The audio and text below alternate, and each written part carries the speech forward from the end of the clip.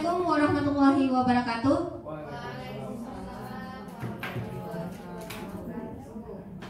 Alhamdulillahillazi arsala rasulahu bil huda wal dinil haq liyudhhirahu 'ala dini kulli wa kafa billahi syahida.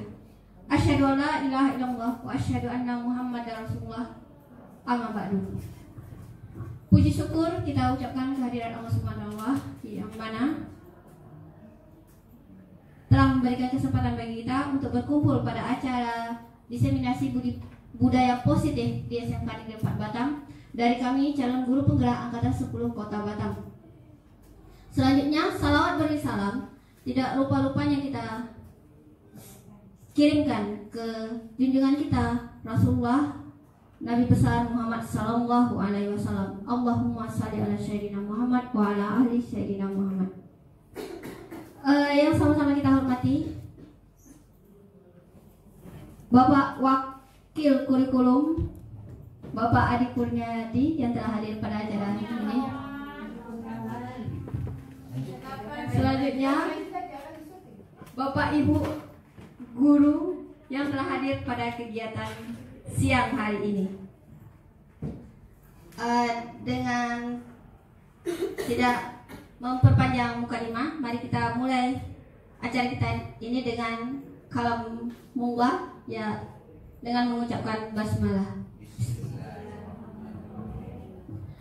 Adapun susunan kegiatan acara kita pada hari ini, yang pertama paparan tentang paradigma belajar, disiplin positif dan nilai-nilai kebajikan yang akan disampaikan oleh saya sendiri. Yang kedua ada teori motivasi, hukuman dan penghargaan, restitusi dan keyakinan kelas yang akan disampaikan oleh Ibu Yusriati. Selanjutnya ada kebutuhan dasar manusia dan dunia berkualitas yang akan disampaikan oleh Bapak Novia Adri. Dan yang terakhir ada restitusi 5 posisi kontrol dan segitiga restitusi yang akan disampaikan oleh Ibu Maria.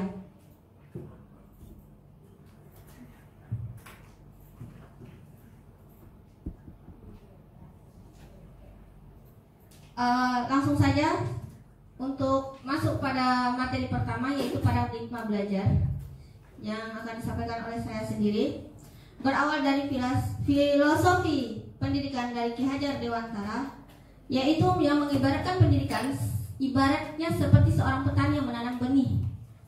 Jadi petani hanya bisa menuntun tumbuh kembangnya benih tanpa mengubah hasil atau hasil panen dari benih itu sendiri. Diumpamakan seperti menanam jagung, petani hanya mampu menuntun tumbuh kembangnya jagung atau padi. Yang dapat diperbaiki hanya kondisi tanah, pemeliharaan tanah, pembasmi ulat-ulat atau jamur, atau hama-hama pengganggu yang dapat menghentikan atau menghambat pertumbuhan dari padi atau jagung itu sendiri.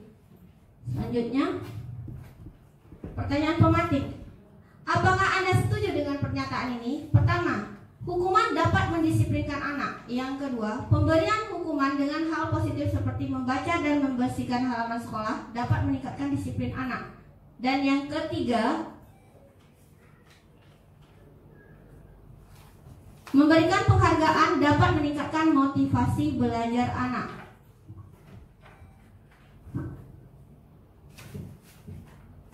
Selanjutnya saya akan bertanya kepada audiens, apakah menurut Bapak Ibu hukuman dapat mendisiplinkan anak? Ada yang mau berkomentar di sini tentang hukuman? Apakah benar dapat mendisiplinkan anak? Ibu Rosita? Iya betul, saya setuju dengan pendapat ini. Karena kalau kita udah menghukum dia akan berubah. Jadi bisa. Makasih. Terima kasih Bu Ros. Yang kedua, pemberian hukuman dengan hal positif seperti membaca dan membersihkan halaman sekolah dapat meningkatkan disiplin anak. Untuk kategori ini saya minta pendapat dari Bu Aspira.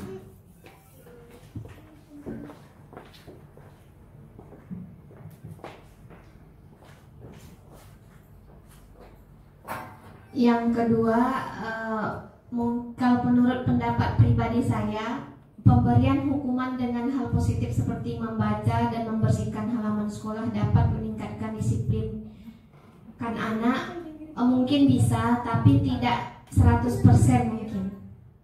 Ya, kemungkinan anak ini akan merasa jerah dan berubah gitu. Tapi tidak mungkin 100% bisa.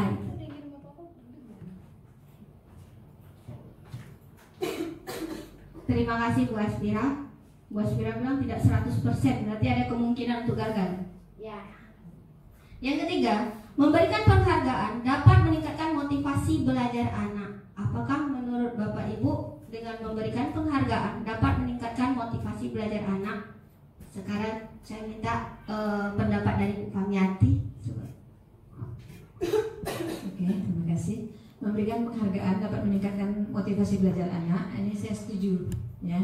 Dari pengalaman kita, misalnya dengan siswa, dengan anak kita sendiri, dia akan merasa senang, kemudian timbul gairahnya untuk belajar lebih lagi.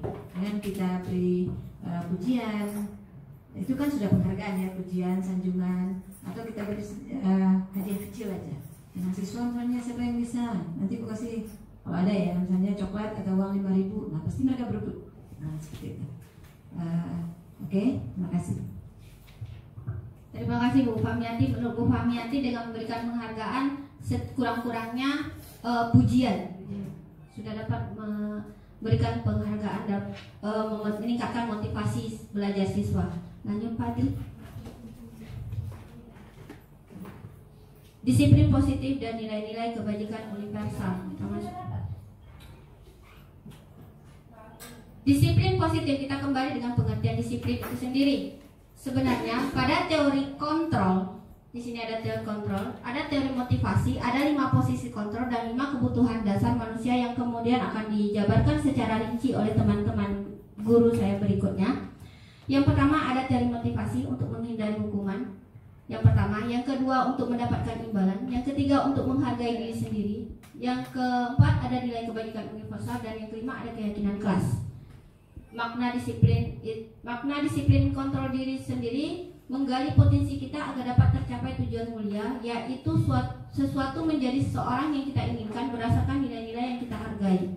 Untuk 5 posisi kontrol, ada yang pertama penghukum, yang kedua pembuat merasa bersalah, yang ketiga teman, 4 pemantau, 5 adalah manajer. Di mana manajer ini yang akan menerapkan proses siswa dengan proses memproses kesalahan siswa dengan menggunakan segitiga restitusi yang akan disampaikan nanti Ibu Marwiyah.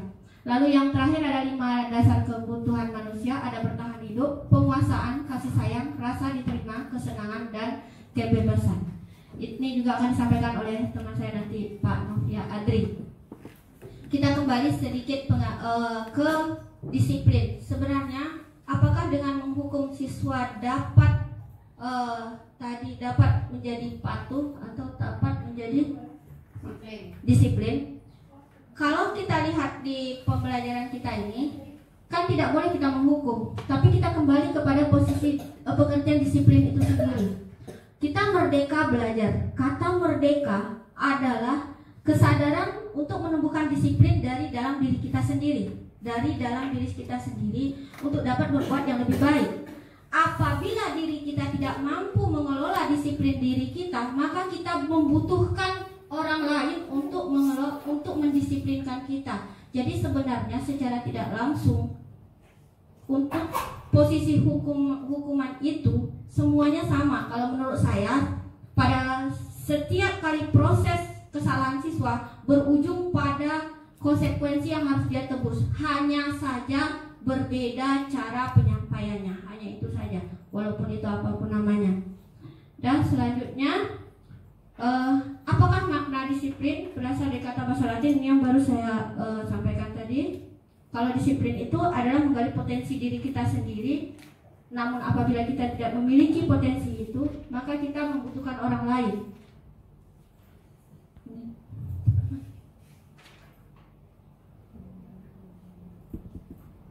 Teori kontrol.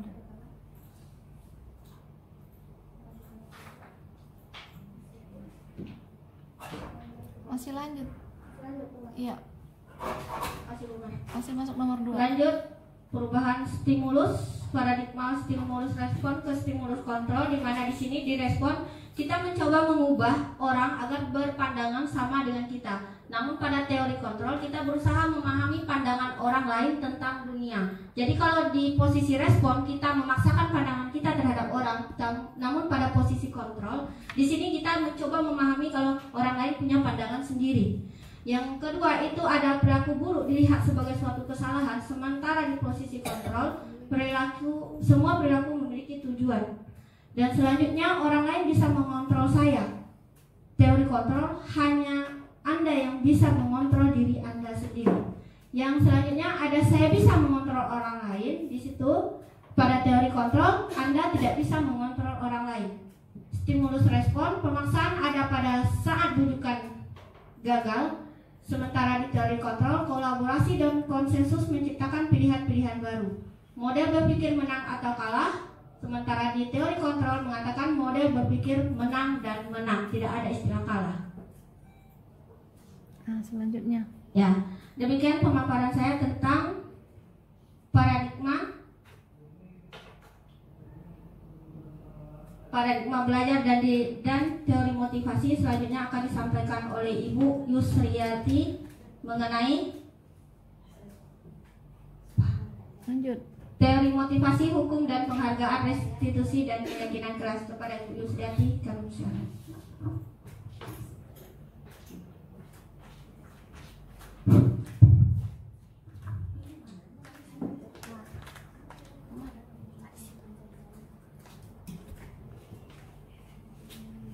Baik, Assalamualaikum warahmatullahi wabarakatuh. Selamat sore Bapak Ibu. Seperti udah ngantuk ini. Perlu kita ice breaking Bapak Ibu? Pula kita ya. Ini di dekat-deketin aja. Oke, kita lanjut saja ke bagian ketiga, yaitu tentang teori motivasi, hukuman dan penghargaan serta restitusi. Menurut Ki Hajar Dewantara, di mana merdeka itu artinya tidak hanya terlepas dari perintah, akan tetapi juga cakap buat memerintah diri sendiri. Maksud dari kata Ki Hajar Dewantara ini, itulah sekarang yang sedang kita laksanakan, yaitu merdeka belajar. Jadi belajarnya tidak, anak-anak belajar tidak hanya dari paksaan dari gurunya, tetapi lahir dari diri mereka sendiri untuk belajar dengan cara mereka mengetahui apa tujuan dari belajar tersebut. Adapun teori motivasi perilaku manusia, yang pertama, untuk menghindari ketidaknyamanan atau hukuman, apa yang akan terjadi apabila saya tidak melakukannya? Ini merupakan motivasi eksternal, nanti dari luar. Mereka menghindari sesuatu karena takut nanti akan dihukum. Kedua, untuk mendapatkan imbalan dari orang lain atau institusi. Apa yang akan saya dapat apabila saya melakukannya? Ini merupakan motivasi eksternal. Contohnya tadi disampaikan oleh teman kami Bu Rika, bahwasanya anak-anak akan menjadi lebih baik ketika mereka mendapatkan penghargaan dari guru yang mengajarnya. Ini juga merupakan motivasi eksternal Bapak Ibu. Kemudian, untuk menghargai diri sendiri, saya akan menjadi orang yang seperti apa bila saya melakukannya. Nah, ini adalah merupakan motivasi internal, dan ini adalah tujuan disiplin positif Bapak Ibu. Jadi motivasi itu datang dari diri kita sendiri, bukan dari orang lain. Mereka memahami jika mereka melakukan sesuatu yang baik, maka mereka akan menjadi orang yang baik seperti Bapak Ibu.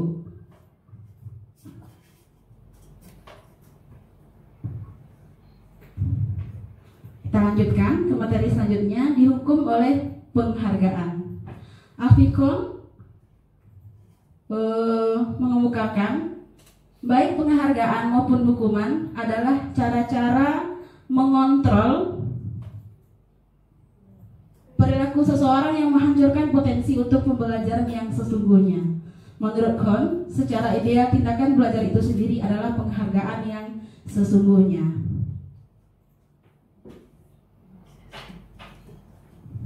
Kemudian, penghargaan efektif jika kita menginginkan seseorang melakukan sesuatu yang kita inginkan dalam jangka waktu pendek. Ini sedikit pemaksaan. Contohnya tadi ketika Ananda tidak sesuai dengan keinginan kita, maka kita berikan mereka hukuman, Bapak Ibu. Kemudian, jika kita menggunakan penghargaan lagi dan lagi, maka orang tersebut akan bergantung pada penghargaan yang diberikan, serta kehilangan motivasi dari dalam dirinya.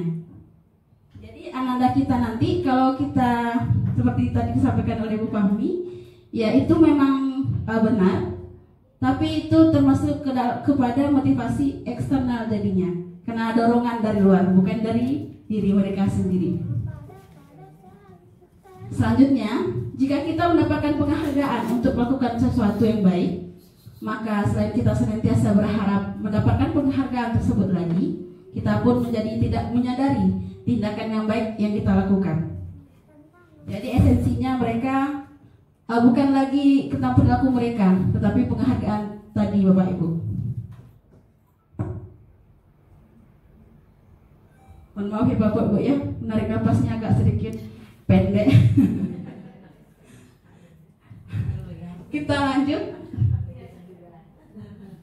Apa itu restitusi?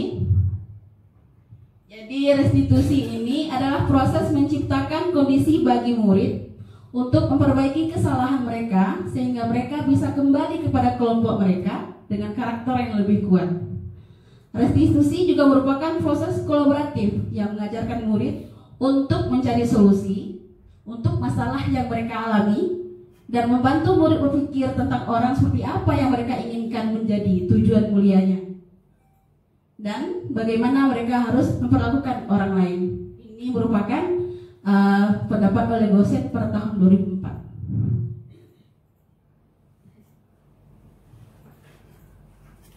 Selanjutnya, beda hukuman dan konsekuensi. Yang pertama, bersihkan coretan yang dibuat di meja tulis. Selanjutnya, murid diminta bertelanjang kaki sepanjang hari karena tidak menggunakan sepatu warna hitam sesuai peraturan sekolah. Kemudian, kehilangan 10 menit jam istirahat untuk mengerjakan tugas karena terlambat datang dan tertinggal pelajaran selama 10 menit. Kemudian, lari mengelilingi lapangan basket 2 kali karena terlambat hadir di sekolah. Nah, Bapak Ibu, dari 4 kalimat yang ditampilkan pada layar ini, kira-kira mana yang hukuman, mana yang konsekuensi, Bapak Ibu? Oke, silakan Bu Delpa.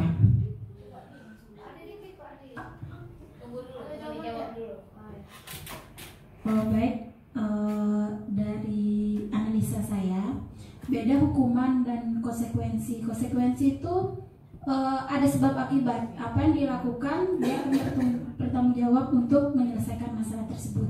Berarti yang pertama memberikan coretan yang dibuat di meja tulis, dia berbuat dulu, dia mencoret.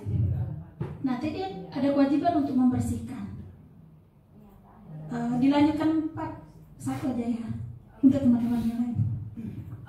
Terima kasih Bu Delpa. Kita boleh applause dulu Bu Delpa. Terima kasih Bu Delpa. Baik, saya setuju juga itu. Kita lanjutkan ke poin kedua. Murid diminta bertelanjang kaki sepanjang hari karena tidak menggunakan sepatu warna hitam sesuai peraturan sekolah. Untuk pernyataan kedua ini, saya mau bertanya kepada sahabat saya, Bu Sahria Ramadhani. Hukuman apa konsekuensi, Bu? Menurut saya untuk yang kedua ini merupakan hukuman. Karena murid diminta bertelanjang kaki karena tidak memakai sepatu berwarna hitam sesuai dengan peraturan sekolah. Oke. Beri aplaus Bapak Ibu kepada teman kita. Iya, jadi ini hukuman. Jadi hukuman itu jika dia melakukannya, sebenarnya tidak ada korelasinya antara bertelanjang kaki dengan tidak memakai sepatu warna hitam. Di situ Bapak Ibu. Kita lanjutkan ke poin ketiga. Kehilangan 10 jam istirahat untuk mengerjakan tugas karena terlambat datang dan tertinggal pelajaran selama 10 menit. Itu kita minta dulu kepada Ibu Arnis yang sudah di PP di 94. Kalau menurut saya yang ketiga itu konsekuensi, karena dia sudah terlambat dan ketinggalan pelajaran 10 menit. Oleh karena itu konsekuensinya dia akan kehilangan 10 menit jam istirahat untuk mengerjakan tugas kita. Iya, beri aplaus supaya iya. Kita lihat jawabannya. Iya betul, konsekuensi. Jadi ada korelasinya. Karena dia 10 menit terlambat, berarti dia juga harus kehilangan 10 menit jam istirahatnya, Bapak Ibu. Selanjutnya, lari mengelilingi lapangan basket 2 kali karena terlambat hadir di sekolah.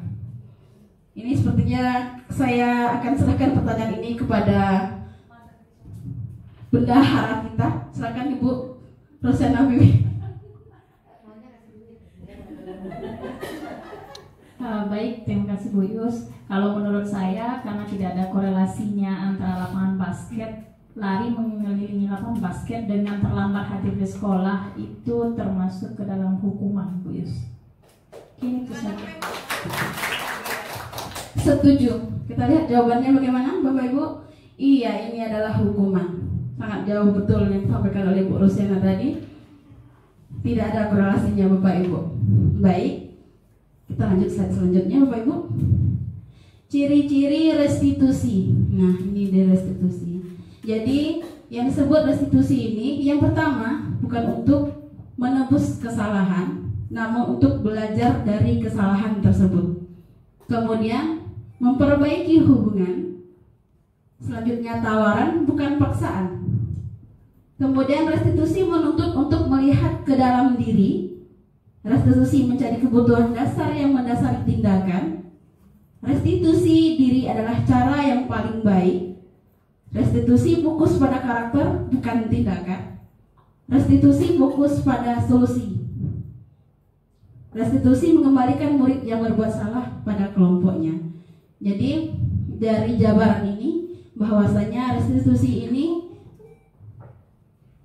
tidak membuat seseorang merasa bersalah, tetapi dia memaklumi kesalahan itu dan berusaha mencari penyelesaian masalah itu dari diri sendiri, sehingga mereka tidak merasa minder, Bapak Ibu, karena memang wajar, manusia lah tempatnya salah ya, Bapak Ibu ya. Oke, kita lanjut ke materi selanjutnya. Keyakinan kelas.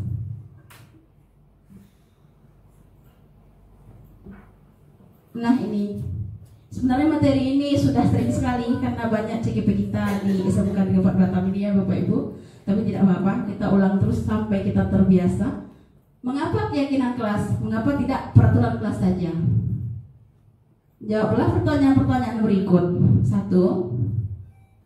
Mengapa kita memiliki peraturan tentang penggunaan helm pada saat mengendarai kendaraan roda 2 atau motor? Kedua, mengapa kita memiliki peraturan tentang penggunaan masker dan mencuci tangan setiap saat? Kira-kira apa jawaban yang pertama, Bapak Ibu? Atau Pak Adri mau menyampaikan? Kita jawab bersama saja ya, Bapak Ibu ya. Kenapa menggunakan helm? Kita tahu itu untuk keselamatan. Yang kedua, mengapa kita memiliki peraturan tentang penggunaan masker dan mencuci tangan? Ini untuk kesehatan. Videonya, ada video kontrol. Oke. Nah, di sini ditampilkan perbedaan peraturan dengan keyakinan kelas. Kalau dia peraturan, contohnya selalu kembalikan buku ke tempatnya. Namun keyakinan kelas itu merupakan masuk ke dalam kata-kata tanggung jawab. Kemudian dilarang mengganggu orang lain. Ini keyakinan kelasnya adalah menghormati orang lain. Selanjutnya, hadir di sekolah 15 menit sebelum pembelajaran dimulai. Ini merupakan menghormati orang lain, berkomitmen. Selanjutnya, dilarang melakukan kekerasan. Ini merupakan keselamatan, menghormati orang lain. Dilarang menggunakan narkoba, ini termasuk keyakinan kelas tentang kesehatan. Bergantian atau menunggu giliran, ini merupakan keyakinan kelas, menghormati orang lain dan bersabar. Peraturannya gunakan masker, sementara keyakinan kelasnya adalah kesehatan dan keselamatan. Selanjutnya yaitu jangan berlari di kelas atau koridor, contohnya. Keyakinan kelasnya adalah ini untuk keselamatan dan keamanan.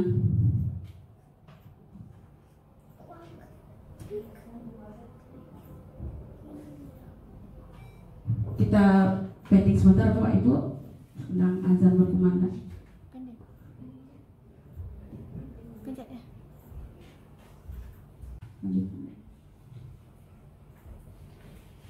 Pembentukan keyakinan kelas atau keyakinan sekolah. Jadi keyakinan kelas ini bersifat abstrak daripada peraturan yang lebih rinci dan konkret. Keyakinan kelas berupa pernyataan-pernyataan universal. Kemudian pernyataan kelas senantiasa dibuat dalam bentuk positif, bukan kalimat-kalimat negatif. Keyakinan kelas hendaknya tidak terlalu banyak sehingga mudah diingat dan dipahami oleh semua warga kelas. Keyakinan kelas ini sebaiknya sesuatu yang dapat diterapkan di lingkungan tersebut. Semua warga kelas hendaknya ikut berkontribusi dalam pembuatan keyakinan kelas lewat kegiatan curah pendapat. Kemudian bersedia meninjau kembali keyakinan kelas dari waktu ke waktu. Jadi salah satu budaya positif yang memang akan selalu berkelanjut ini kita gunakan, biasanya kami menggunakannya di setiap awal tahun pembelajaran Bapak Ibu, pembuatan keyakinan kelas atau dulu kita sebut namanya dengan kesepakatan kelas. Sekarang sudah namanya keyakinan. Jadi di dalam keyakinan kelas ini ketika menyampaikan pendapatnya seminim mungkin untuk menghindari kalimat-kalimat bersifat negatif. Contoh, dilarang terlambat. Jadi kita jadikan ke kalimat positifnya yaitu datang tepat waktu. Kemudian misal dilarang memakai perhiasan. Jadi kalimat positifnya adalah berpenampilan sederhana, seperti itu Bapak Ibu. Baik, kita lanjut. Ini ada dokumentasi kami tentang atau proses pembuatan keyakinan kelas. Jadi ketika mengawali pembuatan keyakinan kelas ini, kita menyampaikan dulu tujuannya bagaimana. Selanjutnya nanti Ananda diberi kesempatan untuk mencurahkan pendapatnya. Ini dalam bentuk penempelan sticky note di ke depan. Jadi mereka kira-kira apa yang akan mereka sepakati yang akan kita jadikan keyakinan kelas nantinya. Setelah itu nanti kita kerucut atau perkecil mana kira-kira yang sama. Contoh, dilarang menggunakan sepatu warna putih, kemudian dilarang memakai perhiasan. Itu kan hampir sama dengan kata-kata positifnya, berpenampilan sederhana dan rapi, itu Bapak Ibu. Kira-kira Bapak Ibu sudah melaksanakan ini atau belum Bapak Ibu? Jadi yang selama ini dilaksanakan ya bagaimana Bu Ros? Silakan Bu Ros sampaikan lebih dahulu pengalamannya. Terima kasih. Kalau yang selama ini ya ada peraturannya Bu, punya aturan. Jadi tidak boleh memakai sepatu yang bukan warna hitam. Semuanya dibilang tidak boleh memakai perhiasan, tidak boleh memakai lipstik dan sebagainya. Jadi semua dilarang gitu. Belum ada yang seperti ini Bu, baru sekarang ini ada muncul ini. Jadi ini ya mudah-mudahan kayaknya lebih baik. Tapi kalau dilihat dari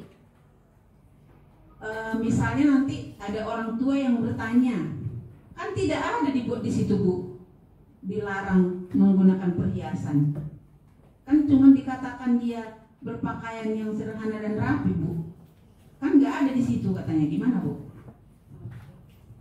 Terima kasih Bu Ros pertanyaannya. Jadi kita menjelaskan ini juga. Nanti biasanya untuk pembuatan ini kan taruhnya masih di kelas. Nanti ada namanya keyakinan sekolah.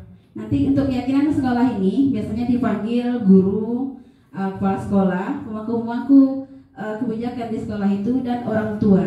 Nanti kita akan sampaikan maksud dan tujuan terlebih dahulu. Jadi yang kita lakukan pertama kali adalah sosialisasi tentang apa itu restitusi. Termasuklah salah satunya ke dalam nanti keyakinan kelas Bapak Ibu. Jadi kita beri pemahaman dulu terlebih dahulu nanti kepada orang tua. Jelas. Seperti itu, Bu. Jadi kita tidak langsung, kalau untuk sekolah itu kan taruhnya sekolah, itu tidak bisa langsung dibuatkan karena memang pembentukan keyakinan kelas ini itu harus diadakan dulu rapat keseluruhan, termasuklah orang tua, karena orang tua merupakan ayat terpenting dalam suatu pendidikan yang dapat menunjang terlaksana atau tidaknya pendidikan di suatu sekolah, Bapak Ibu. Begitu, Boras. Oke. Baik. Sepertinya sudah sampai di penghujung bagian saya. Terima kasih atas perhatiannya Bapak Ibu. Kita lanjutkan kepada Bapak kami yang terganteng, Bapak Novi Adri. Kepada Bapak Novi Adri kami persilahkan.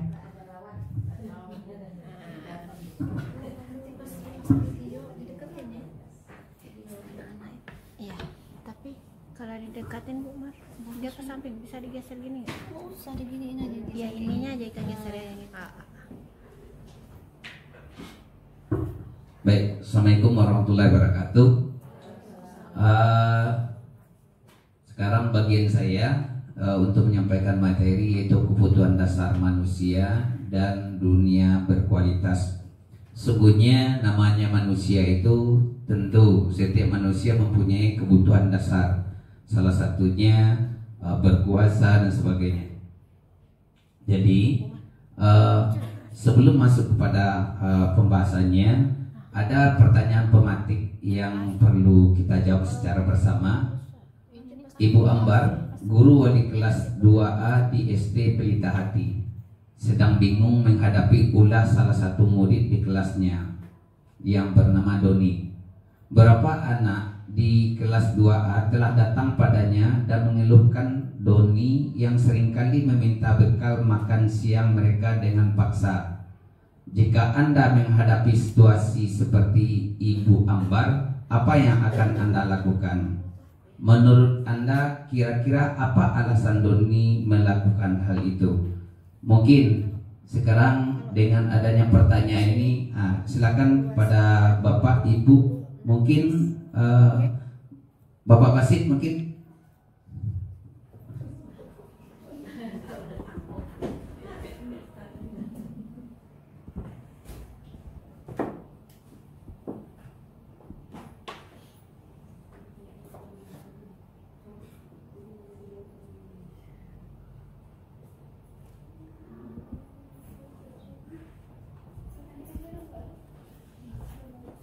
Kira-kira apa yang akan kita lakukan seandainya kita yang sebagai Ibu Ambar?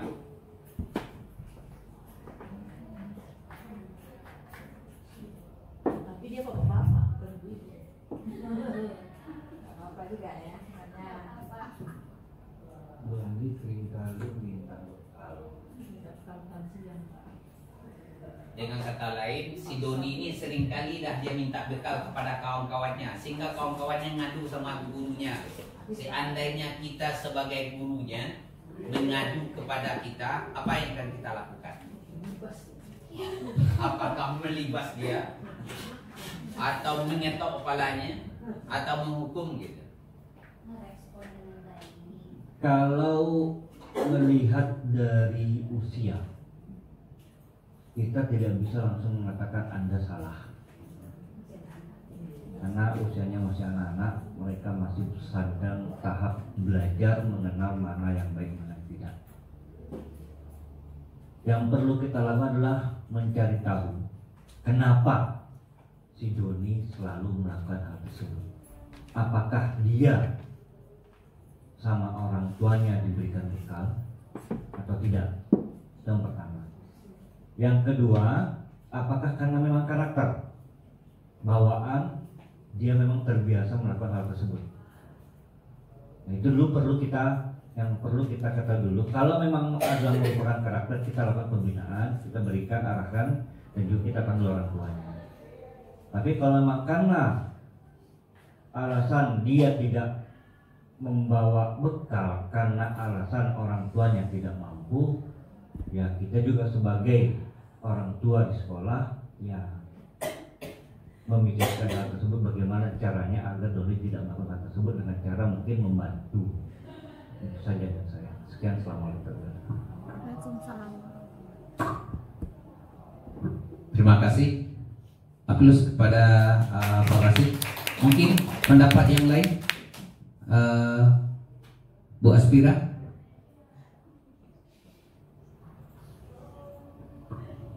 Kalau pendapat saya mungkin hampir sama dengan pendapat Pak Basit tadi, karena ini kan anak masih kelas 2 SD gitu.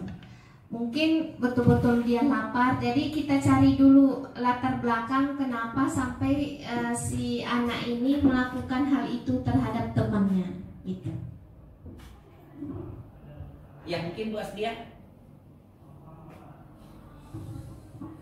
Bismillah, Assalamualaikum warahmatullahi wabarakatuh. Waalaikumsalam.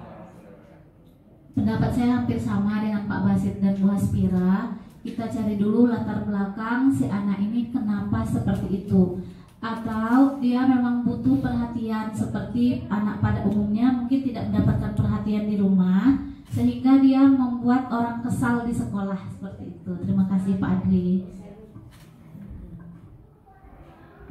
Baik, terima kasih kepada Bapak dan Ibu yang telah memberikan tanggapan. Berarti dengan kata lain, apa yang akan kita lakukan seandainya kita sebagai seorang guru, berarti kita akan melakukan pandangan positif terlebih dahulu.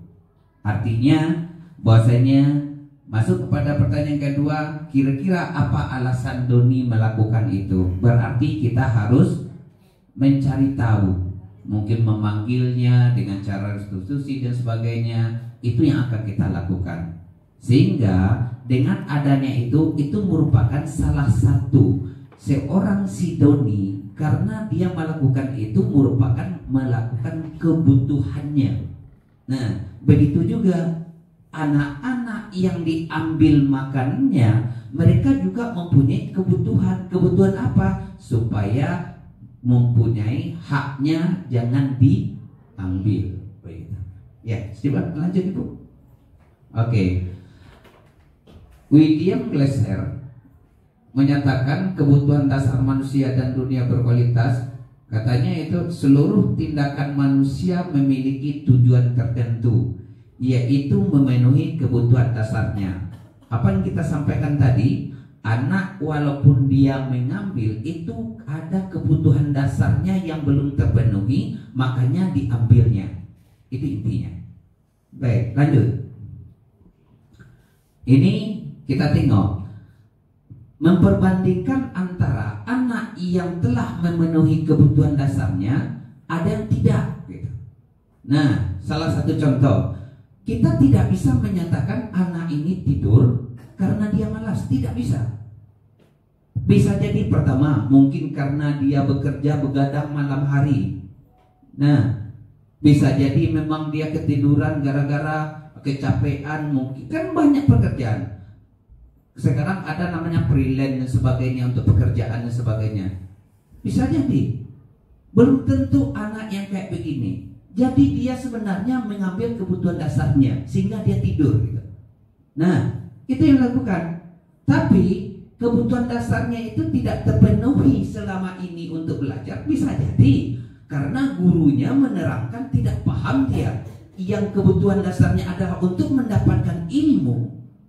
Untuk mendapatkan ilmu yang diharapkan dari guru, tetapi dia tidak mendapatkan itu. Akhirnya bisa membawa dia tidur. Kenapa? Karena kebutuhan dasarnya tidak terpenuhi atau tidak terpenuhinya. Nah, begitu juga ini. Mungkin pada waktu kecil, ini kan ini, waktu kecil dia tak pernah manjat-manjat. Sebab apa? Di seluruh belajar, selalu belajar, selalu. Akhirnya apa? Dia terbawa. Makanya orang yang tidak biasa bermain dan sebagainya, walaupun sudah besar, dia akan ada keinginan untuk bermain. Nah, ini karena tidak terpenuhilah kebutuhan dasarnya, begini dia. Bagi orang yang terpenuhi kebutuhan dasarnya, dia akan gembira, rileks dan sebagainya. Ini salah satu contoh. Kenapa? Karena dia belajar, yang dia harapkannya itu memang itu yang didapatkannya, maka akan menggembirakan bagi dia. Contoh, dia menginginkan guru itu menerangkan 4 tambah 4 8, ngerti dia. Tapi karena seandainya itu guru udah menjelaskan, dia tak paham-paham juga, tertidur dia. Kenapa? Karena tidak dapat di otaknya, karena kebutuhan dia itu tidak terpenuhi gitu. Jadi kita sebagai guru gimana? Inilah bagaimana kita melayani, mengayomi kebutuhan dasar daripada siswa ini terpenuhi. Ini tujuannya. Lanjut. Ini ada 5 kebutuhan dasar manusia. Pertama yaitu kasih sayang dan rasa diterima di tengah-tengah masyarakat. Maka dari itu, sesalah apapun anak tidak boleh dibentak. Jangan sekali-kali kita membentak anak. Kalau seandainya sempat kita membentak anak, berarti kebutuhan dasar dia untuk mendapatkan kasih sayang itu akan hilang. Maka ingatlah Bapak Ibu, satu hari ibu akan dilawannya. Akan dilawannya. Tidak akan bisa. Itu akan diterima. Nah, dah kontrak. Kenapa? Karena kebutuhan dasar dia untuk yang diterima, untuk mendapatkan kasih sayang itu tidak diperolehnya, maka akan terjadilah pemberontakan dalam dirinya. Begitu juga ada namanya fun atau kesenangan. Nah, kebutuhan dasar manusia ada namanya, makanya kita kadang relax. Kadang-kadang anak-anak habis belajar main game dia. Bapak-bapak aja ada main game. Kenapa? Hanya untuk menemukan kesenangan. Begitu juga kesenangan bagaimana? Kesenangan dalam bergurau, bercanda dan sebagainya. Tidak bisa kita kaku saja, tidak bisa. Begitu juga anak. Makanya kita anak ketawa dan sebagainya tidak salah. Tapi kita hanya memposisikan adalah menempatkannya. Kebutuhan dasarnya itu harus diporsikan di mana tempatnya. Sebab apa? Yang 5 ini wajib ada pada manusia, tapi memposisikannya itu yang perlu. Itu yang perlu kita lakukan. Lanjut.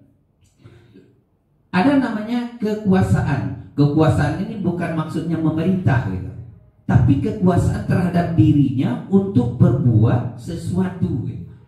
Itu maksudnya. Nah, selalu ingin menjadi pemimpin nih. Makanya terutama seorang laki-laki, keinginan memimpin itu sangat sangat tinggi gitu. Oke. Begitu juga masalah kebebasan. Yang keempat kebebasan, yaitu kesempatan untuk membuat pilihan. Yang kedua, menyuarakan pendapat dengan percaya diri. Lanjutnya, memberikan kesempatan untuk mencoba hal-hal baru. Artinya berkreasi dia. Makanya di sekolah kadang-kadang, nah, ada anak-anak yang dia membuat tidak sesuai dengan perspektif kita. Ya biarkan saja. Kenapa? Karena dia menciptakan ide-ide baru gitu. Kalau dulu mungkin kita, kita membuat pesawat terbang. Anak kalau seandainya tidak membuat pesawat terbang salah. Gitu. Sekarang bagaimana? Silakan mereka ingin menggambar apa saja silakan. Nah, yang terakhir yaitu kebutuhan bertahan hidup. Misalnya untuk masalah kesehatan, tempat tinggal dan sebagainya. Itu yang perlu. Masalah makan. Kayak siapa namanya tadi? Si Doni. Itu karena kebutuhan makan dia kan. Bisa jadi apa yang tadi itu perutnya lapar. Iya kan? Dan sebagainya.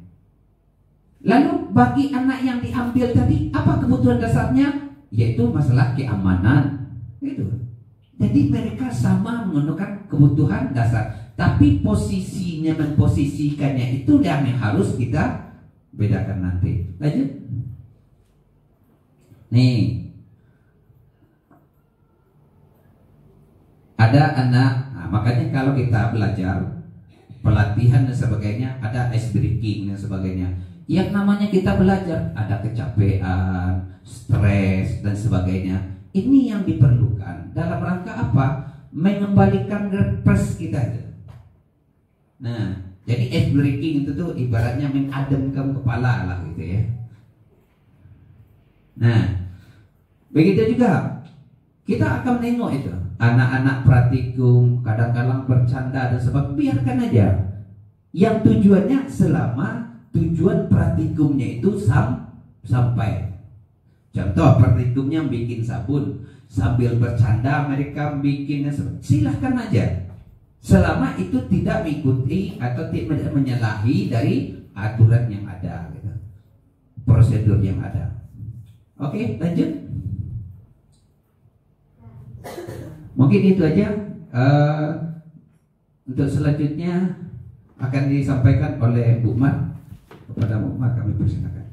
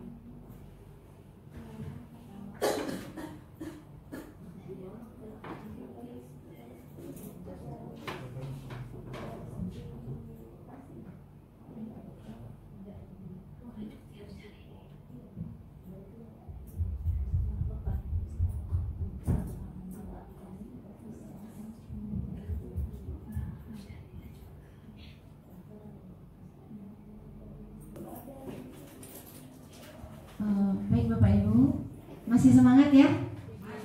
Masih ada 2 materi lagi yang harus kita sampaikan. Yang selanjutnya adalah restitusi. Dalam hal ini adalah 5 posisi kontrol guru. Sebelum kita mulai, kita simak video berikut ini.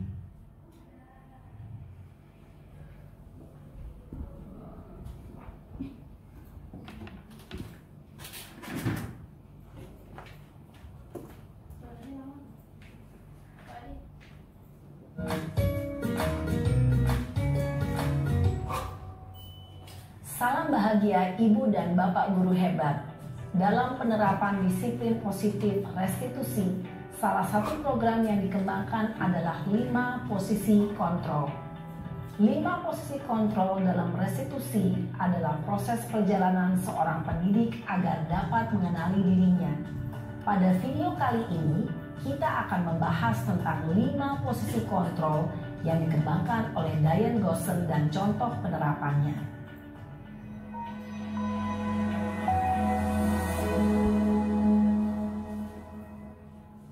5 posisi kontrol itu adalah 1. Posisi penghukum. 2. Posisi pembuat merasa bersalah. 3. Posisi teman. 4. Posisi pemantau atau monitor. Dan 5. Posisi manajer. Untuk lebih memahami kelima posisi tersebut, mari kita saksikan kasus Naren yang terlambat hadir 20 menit di sekolah dan melihat bagaimana kelima posisi kontrol dalam menghadapi masalah tersebut.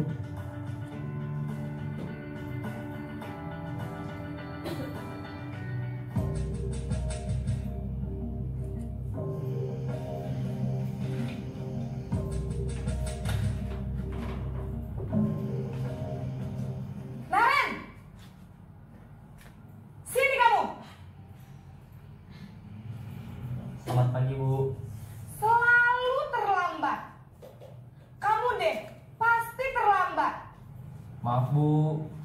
Saya...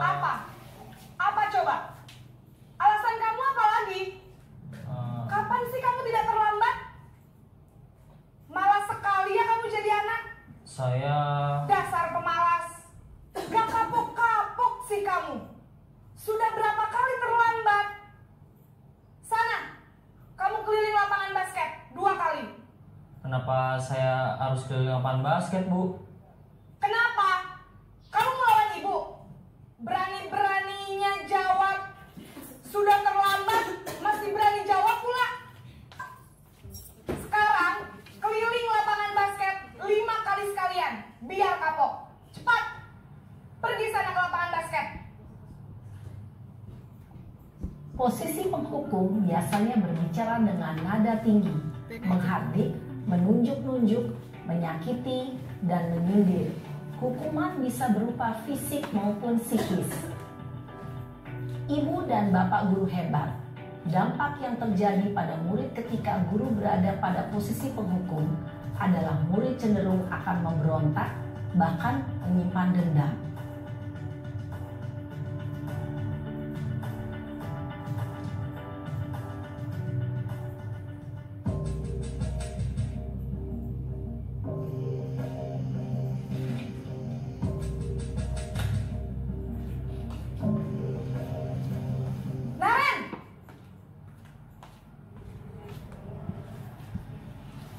Selamat pagi, Bu. Naren, kamu kenapa terlambat lagi, nak? Ya Tuhan, Naren, kamu senang ya bikin ibu susah ya? Kalau kamu terlambat lagi, nanti ibu yang ditegur bapak kepala sekolah, nak. Disangka ibu tidak bisa membina kamu. Duh, gimana ini? Maaf, Bu. Duh, Gusti Naren, kamu suka ya kalau ibu ditegur bapak kepala sekolah? Terus, sekarang ibu harus tulis apa ini di buku absen? Ini kamu sudah sering terlambat loh. Ibu harus apa coba? Maaf, Bu. Maaf sekali. Ya sudah, lain kali jangan bikin ibu susah lagi ya, nak ya. Ibu tidak akan kuat lagi kalau kamu begini terus. Bisa jantungan kalau ibu ditegur bapak kepala sekolah. Sana cepat ke kelas. Maaf ya, Bu. Maaf sekali. Posisi pembuat rasa bersalah berbicara dengan nada tenang, cenderung lembut. Namun kata-kata yang diutarakan membuat murid merasa menjadi orang yang gagal, memandang buruk dirinya sendiri, merasa tidak berharga, dan tidak sanggup membahagiakan orang lain. Ketika guru mengambil posisi pembuat rasa bersalah, murid akan menganggap dirinya yang bersalah dan ia akan menyimpan emosi negatif tersebut di dalam dirinya.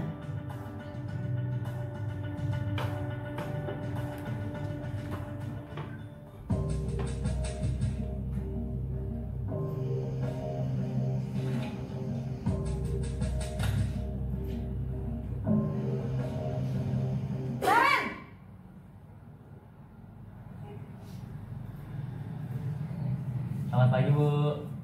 Wah, sudah jam berapa ini, nak? Terlambat lagi ya, sayang? Iya, Bu. Habis ibu saya lupa bangunkan saya, Bu. Kamu malah menyalahkan ibu kamu. Kamu bukannya anak yang larinya paling kencang. Kok terlambat sih? Iya, Bu. Saya memang terlambat bangun tadi. Jadi, biarpun saya lari kencang, tetap gak kekejar, Bu. Ya sudah, sana. Nanti lain kali larinya lebih kencang lagi ya. Biar gak terlambat lagi. Bikin seneng ibu. Demi ibu. Bisa kan? Bisa lah, Bu. Ya sudah, sana masuk kelas. Ibu beresin urusan absen kamu. Kamu ini ada-ada saja. Dalam posisi teman, guru berbicara dengan nada suara ramah, akrab, cenderung bersenda gurau untuk menjaga suasana tetap santai. Murid akan merasa senang, aman, dan akrab dengan guru. Identitas yang tercipta adalah identitas sukses atau berhasil. Namun, perlu diingat, karena ini masih dorongan eksternal, maka ada faktor ketergantungan dari murid kepada orang tertentu. Di sini guru absennya, sehingga di lain waktu murid bisa berperilaku baik, namun hanya kepada orang-orang tertentu saja.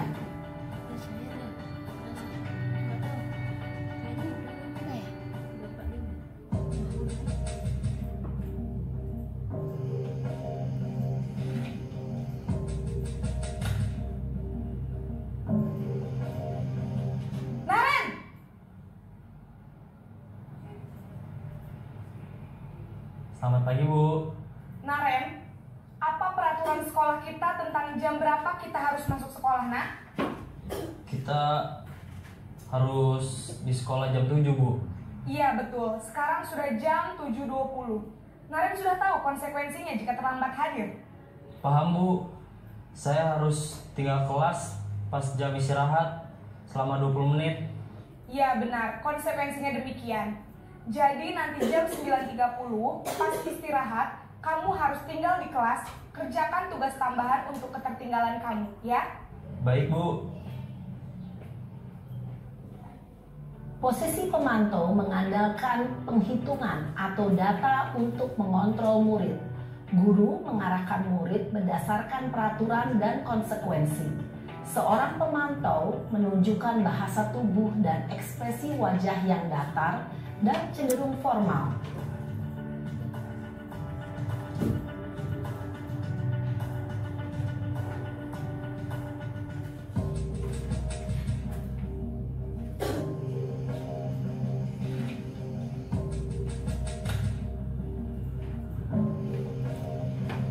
Naren!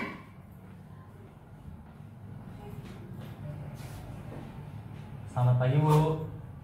Selamat pagi, Naren. Maaf, Bu. Saya terlambat. Iya, sekolah masuknya jam 7, sekarang sudah jam 7.20. Jadi sekarang bagaimana ini, Naren? Maaf, Bu.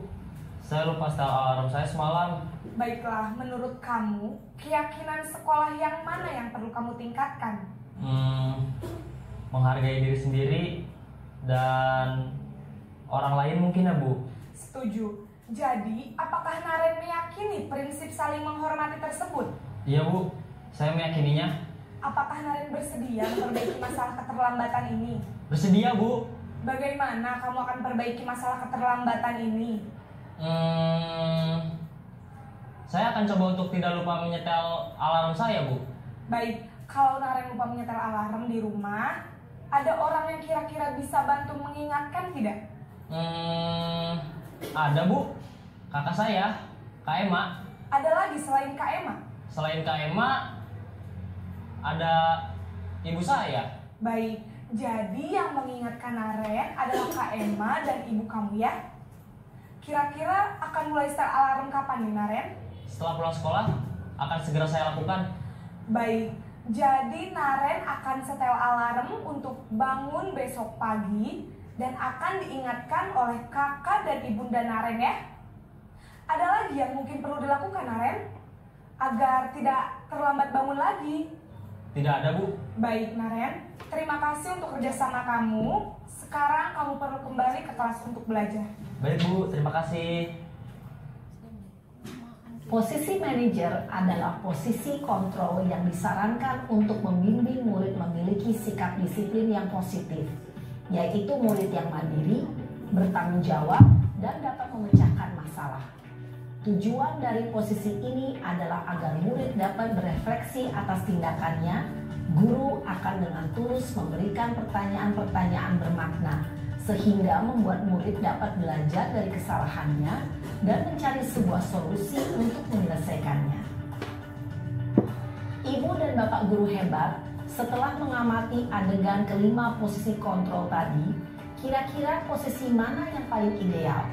Posisi mana yang dapat menunjang motivasi intrinsik murid?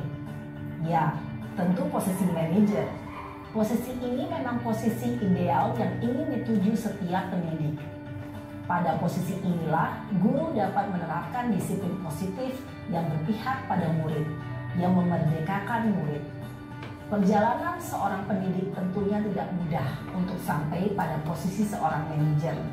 Namun, Tujuan kita pasti, yaitu menciptakan murid-murid yang mandiri, merdeka, dan bertanggung jawab. Semoga penggambaran 5 posisi kontrol yang telah diperlihatkan ini dapat menjadi ajang refleksi bagi kita semua, agar dapat terus mengasah dan menerapkan disiplin positif yang memerdekakan murid. Mari terus berlatih dan bersemangat. Selamat menerapkan. Salam dan bahagia Ibu dan Bapak Guru hebat.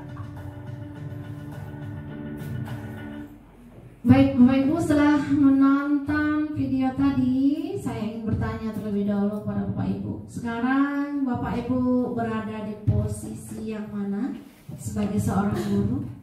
Siapa yang bantu jawab? Bu Delpa?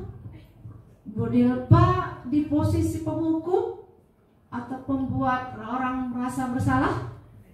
Atau menjadi teman bagi siswa? Atau pemantau? Atau manajer? Di mana saat ini posisi Ibu Delpa dalam menghadapi siswa yang ada masalah? Silakan Bu. Baik, terima kasih Bu Mar. Seamat saya dalam sepanjang ini, sementara ini berusaha menjadi teman dulu, karena posisi kita mungkin anak SMK yang mereka dalam posisi ingin mencari jati dirinya. Kalau misalnya jadi manajer, takutnya mereka masih egonya masih ke depan. Jadi sekarang untuk saya pribadi masih berusaha menjadi teman, mengajak apa sih masalahnya, apa yang dirasakan, dan seterusnya. Mungkin itu dari saya Bu Mar. Terima kasih. Oke, terima kasih Bu Delpa. Ayolah lakukan demi Ibu, ya Bu Delpa ya. Posisi itu Bu Delpa sekarang. Kalau Bapak Ibu yang lain, Bu Rosita, posisi apa Bu Rosita sekarang? Yang nomor 1. Kalau saya masih cenderung yang penghukum Bu. Iya. Jadi setelah saya lihat ini kayaknya nggak bagus ya penghukum itu. Yang bagus kayaknya manajer itulah ya. Berarti selama ini udah salah ya. Aduh, menyesal deh. Baik, dari video tadi kita tahu ya, posisi kita itu ada berada di mana sekarang. Kelihatan kita kalau memperlakukan siswa seperti apa. Sebelum belajar dia masuk terlambat, langsung kita ke posisi penghukum. Ya kan Bu? Posisi penghukum, menunjuk, mengadik, meyakini, menyakiti, menyindir. Nah, itu kebanyakan kita sekarang. Tapi mungkin besok-besok kita akan berubah ya Bu Rosita. Ya kalau tidak pemantau ya manajer. Nah, seperti itu Bapak Ibu. Jadi Bapak Ibu, untuk posisi kontrol guru ada 5 ini ya, kita inginkan yang paling ideal adalah posisi manajer. Di posisi manajer kita akan memberikan anak, bagaimana anak mengambil solusi dari permasalahan mereka. Jadi bagaimana, apa yang akan kamu perbuat. Jadi kita lemparkan apa yang akan mereka rubah untuk kedepannya. Jadi kita memberikan alternatif kepada mereka. Jadi tidak semata-mata kita harus kaku, kamu harus berlari keliling lapangan misalnya seperti itu ya. Atau seharusnya mengatakan seharusnya ibu kecewa dengan kamu. Nah, seperti itu adalah posisi membuat rasa bersalah. Kita perlahan-lahan kita harus kurangi Bapak Ibu. Nah, jadi ilmu yang kami dapat di CGP ini itu memberitahukan bahwa posisi kita yang sebaiknya adalah manajer, tapi perlahan-lahan ke arah sana, tidak bisa langsung ke arah sana. Bisa juga dulu, benar kata Bu Delpa, posisi sebagai teman dulu, nanti maju ke posisi pemantau, lalu terakhir adalah posisi manajer. Nah, posisi manajer ini baiknya adalah hasilnya pribadi anak menjadi sangat kuat. Dia menemukan solusi atas masalahnya sendiri. Murid meletakkan dirinya sebagai individu yang positif, lalu mencari evaluasi dan bagaimana cara mereka memperbaiki diri. Nah, itu adalah posisi kontrol yang ideal, yaitu posisi manajer. Lanjut Pak Adri. Nah, tadi saya sudah tanya ke Bapak Ibu semua. Bapak Ibu juga orang tua, posisi orang tua di sini. Bapak Ibu sekarang berada di mana terhadap anak Bapak Ibu di rumah. Nah, itu juga bagaimana kita memperlakukan siswa kita di sekolah. Jadi kita ada di posisi mana? Sebagai teman biasanya di rumah kita perlakuan kita sebagai teman ya. Anak-anak kita, anak saya terutama udah hampir sebaya tingginya bukan umurnya. Tapi anak generasi Z seperti sekarang ini harus bisa didekati sebagai teman terlebih dahulu. Nah, itu yang saya ambil kesimpulan untuk perkembangan posisi guru dan posisi orang tua di rumah. Nah, kita lanjutkan Bapak Ibu. Dan kalau kita nanti sudah berada di posisi manajer, maka kita akan melakukan restitusi kepada anak didik kita yang bermasalah. Jadi restitusi ini adalah metode, segitiga restitusi ini adalah metode yang kita ambil berupa 3 langkah untuk menyelesaikan masalah anak yang kesalahannya tentu saja ringan. Ya, kalau berat dan sedang itu nanti ada tindakan lain yang akan lebih banyak. Segitiga restitusi merupakan proses untuk menciptakan kondisi bagi murid untuk memperbaiki kesalahan mereka agar mereka kembali ke kelompok mereka dengan karakter yang lebih kuat. Tidak ada merasa bersalah, mereka menjadi diri mereka sendiri dan menemukan solusi untuk masalah yang mereka hadapi. Misalnya sering terlambat, tidur-tiduran di kelas dan lain-lain. Nah, mereka akan menemukan solusi sendiri. Bagaimana memperbaikinya? Kita ajak mereka diskusi. Bagaimana cara memperbaikinya, Nak? Bagaimana kamu merubahnya? Dan mereka akan menemukan sendiri solusi itu dan solusi itu kita sepakati bersama. Nah, untuk segitiga restitusi, Pak Adri, itu merupakan yang pertama, itu adalah menstabilkan identitas. Dengan mengatakan kepada siswa atau anak bahwa setiap orang pasti pernah melakukan kesalahan. Tapi bagaimana cara untuk memperbaikinya? Kamu bukan satu-satunya yang pernah melakukan ini. Nah, itu adalah kata-kata untuk posisi menstabilkan identitas. Jadi terlebih dahulu kita panggil anak tersebut, kita ungkapkan kata-kata ini ke anak. Setiap orang pernah melakukan kesalahan. Kamu bukan satu-satunya, Nak. Nah, itu dulu. Itu menstabilkan identitas agar dia pertama tidak takut menghadap kita. Dia percaya diri menghadap kita untuk menyelesaikan masalahnya. Nah, di posisi ini kita menstabilkan identitas dulu untuk menenangkan emosinya. Lalu kemudian yang kedua, setelah itu kita tanya, yaitu proses kedua, validasi tindakan yang salah. Kita harus mengarahkan bahwa tindakannya itu sebenarnya tidak benar atau salah dengan cara menyebutkan kata-kata. Kamu tentu punya alasan, Nak, untuk melakukan ini. Mengapa kamu melakukan ini? Kemudian, adakah cara yang lebih efektif yang mendapatkan apa yang kamu butuhkan? Nah, ini adalah pertanyaan-pertanyaan yang akan kita ajukan ke anak sebagai langkah yang kedua, yaitu validasi tindakan yang positif, validasi tindakan yang salah. Setelah itu ada langkah ketiga, yaitu menanyakan keyakinan. Keyakinan kelas mana yang kamu langgar, Nak? Kamu ingin menjadi orang seperti apa? Nah, itu pertanyaan menanyakan keyakinan sampai siswa menemukan solusinya sendiri dengan bantuan kita dan arahan kita. Nah, ini adalah segitiga restitusi jika Bapak Ibu berada di posisi manajer ataupun pemantau. Silakan menggunakan segitiga restitusi untuk menyelesaikan permasalahan siswa. Ini berguna bagi guru ataupun wali kelas. Semua bisa dipakai. Untuk lebih paham bagaimana 3 langkah dari segitiga restitusi, mungkin kita akan saksikan video berikut ini. Nah, ini untuk kasus pertama. Sultan sering tidur-tiduran di kelas pada jam pelajaran sehingga menyebabkan guru sering menegur Sultan untuk bangun dan duduk di kursinya untuk melanjutkan pembelajaran. Kita saksikan videonya bersama-sama. Terus, bukan lari aja. Terus, memang dia berupa video sedikit. Biarkan aja. Oh iya itu. Dah, jalankan. Videonya mana musik?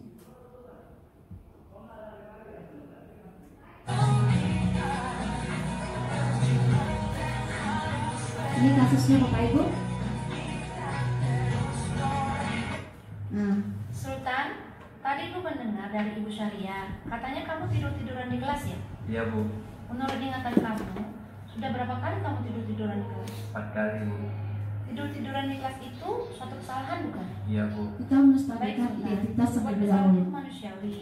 Setiap orang pasti pernah melakukan kesalahan. Yang penting kita bisa belajar dari kesalahan tersebut dan berusaha untuk memperbaikinya. Kamu setuju? Setuju Bu. Sultan, apa kamu bersedia memperbaiki perilakumu? Bersedia Bu. Pasti enak ya tidur di kelas. Validasi tindakan yang salah. Kamu juga akan melakukan hal yang sama. Tapi apa yang kamu dapatkan dengan melakukan hal tersebut? Tidak ada Bu. Sultan, kamu sering tidur-tiduran di kelas, pasti ada alasannya. Kenapa sih kamu sering tidur-tiduran di kelas? Karena saya sering begadang Bu, sambil main HP. Jadi kurang tidur, sehingga sering mengantuk di kelas. Kamu tahu keyakinan kelas yang sudah kita sepakati? Tahu Bu. Kalau kamu tidur-tiduran di kelas, sesuai tidak dengan keyakinan kelas kita? Tidak Bu. Menurut kamu keyakinan kelas mana yang kamu langgar? Disiplin Bu. Menurut kamu, disiplin itu penting untuk kamu? Penting Bu, karena saya bisa membuat saya fokus belajar dan menghargai guru serta teman-teman yang lain Bu. Betul, fokus belajar itu penting. Kita dapat menghargai guru dan orang-orang yang ada di sekitar. Pembelajaran lebih nyaman dan kita juga melatih kepedulian. Iya Bu, saya menyesal sering tidur di kelas. Saya minta maaf sering tidur di kelas Bu.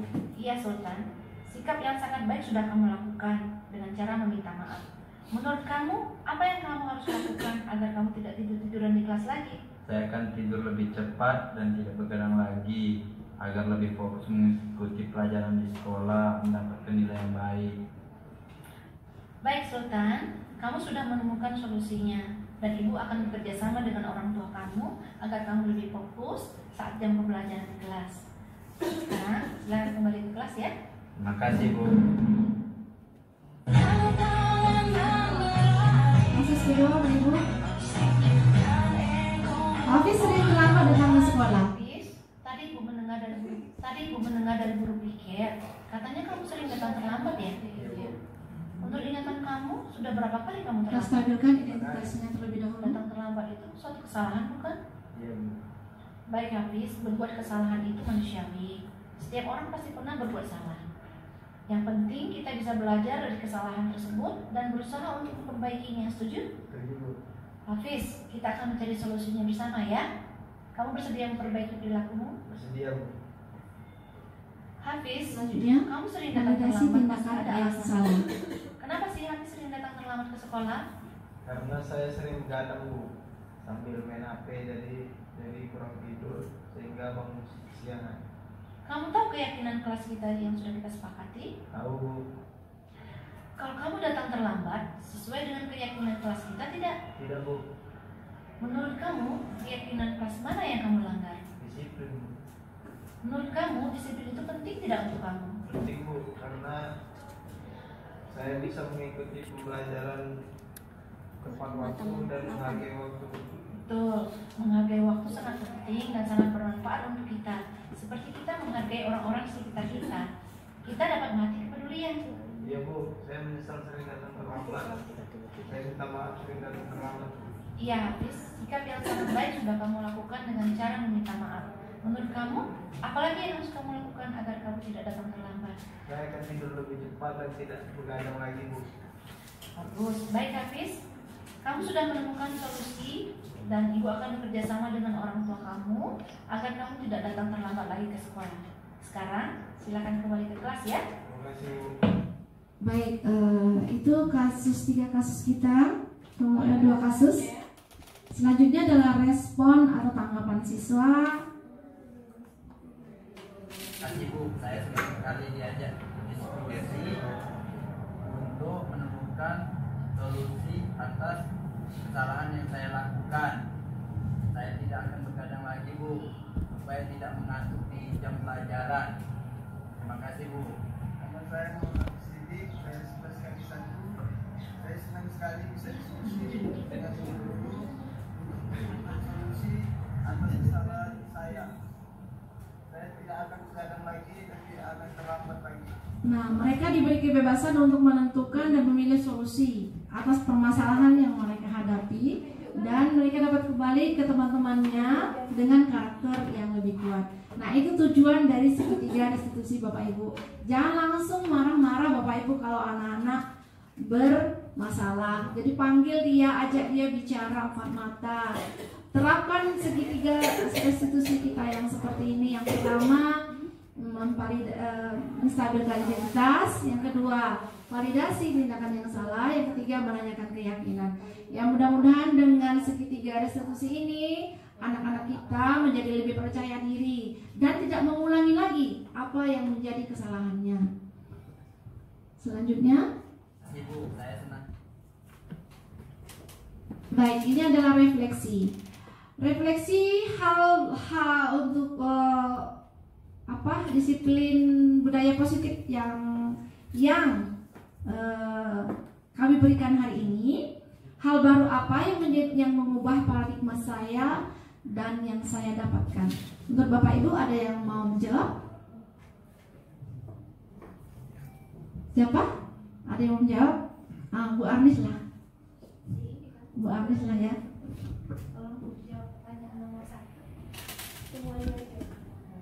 Iya, langsung semuanya juga ya, refleksi. Hal baru apa yang mengubah paradigma saya? Jadi yang kami dapatkan, termasuk saya di sini, saya jadi tahu bagaimana proses segitiga restitusi itu. Ada 3 tadi yang sudah disampaikan oleh Ibu narasumber. Kemudian perasaan apa yang muncul sama mengikuti sesi ini, khusus mengenai makna disiplin dari motivasi intrinsik. Perasaan saya sangat senang karena kami sudah tahu bagaimana menerapkan budaya positif itu, bagaimana menimbulkan motivasi itu harus dari dalam, bukan dari luar.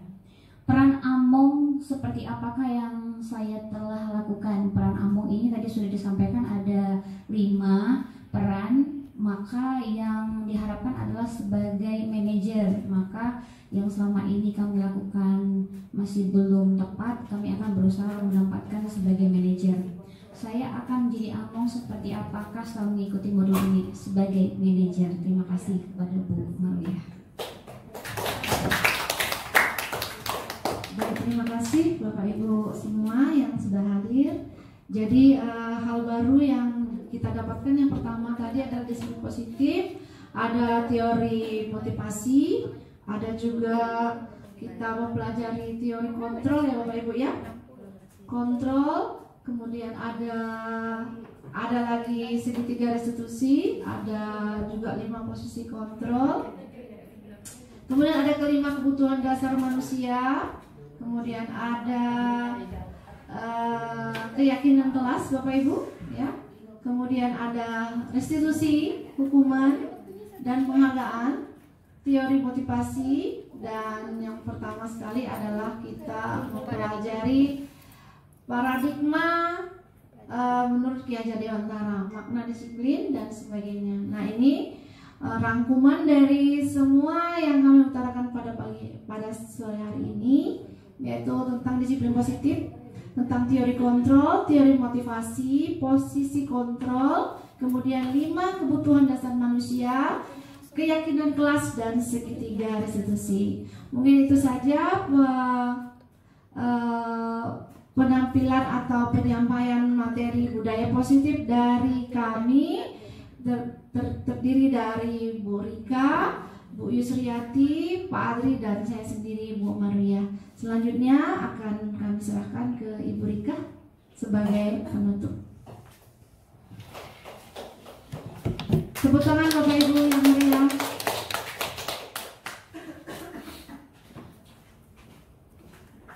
Terima kasih Bu Mar, luar biasa.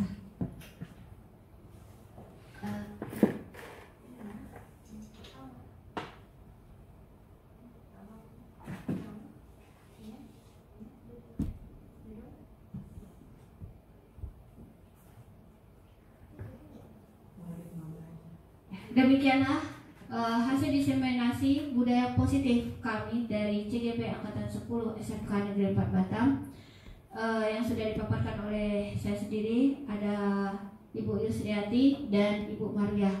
Terlebih dan terkurang dalam penyampaian kami mohon maaf, terutama sekali saya sendiri yang tadi banyak groginya. Mohon maaf yang sebesar-besarnya. Kami akhiri dengan Assalamualaikum warahmatullahi wabarakatuh.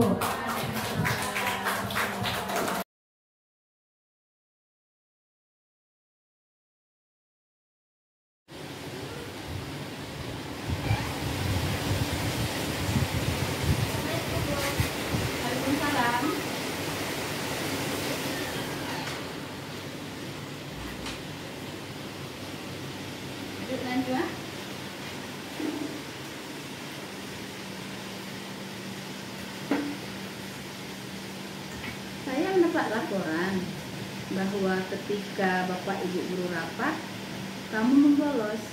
Apakah itu benar? Lalu kalian pergi kemana dan apa yang kamu lakukan, Najwa? Kafe? Baik. Setiap orang mungkin pernah melakukan kesalahan. Coba kamu pikirkan. Pergi ke kafe manfaatnya apa? Lalu membolos yang kamu lakukan benar atau salah?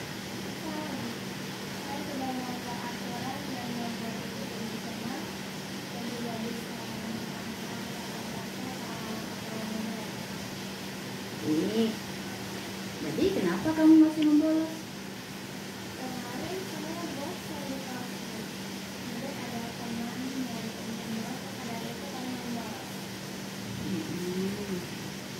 Sekarang kamu sudah sadar belum? Apakah kamu masih akan membolos lagi?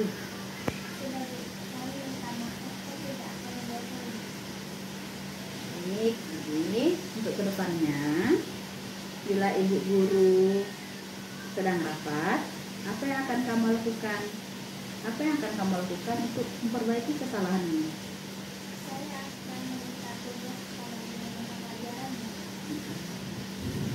Baik, semoga kamu mendapatkan pelajaran bermakna ya dari kesalahan yang sudah kamu lakukan.